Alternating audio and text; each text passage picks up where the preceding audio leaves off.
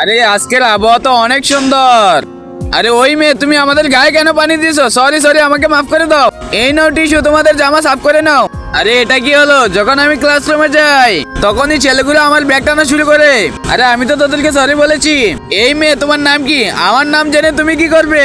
আরে তুমি তো অনেক সুন্দর আর তোমাকে দেখে অনেক বান্দর লাগছে। ভাই, ওই মেয়েটা তো আপনাকে বান্দর বলে চলে গেল। আরে এটা তো কেউ শুনছে না। ঠিক আছে বস, কেউ শুনে নেই। আরে আমি কি এখানে বসতে পারবো? আচ্ছা ঠিক আছে, বসো।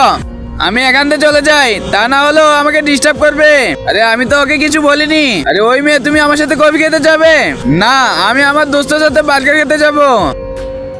আরে ভাই, এই রিয়ার সাথে এই ছেলেটাকে, ও এই সেকশনের ম্যানেজার, কিন্তু ওর চরিত্র অনেক খারাপ। ও সকল মেয়েদেরকে বদনজরে দেখে।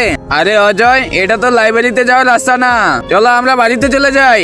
আরে আমি তো লাইব্রেরিতে আসিনি, এখন কি করি দেখো। আরে এখান থেকে দূরে যাও, না তো আমি চিল্লামু। এখান থেকে তোমাকে কেউ বাঁচাতে পারবে না।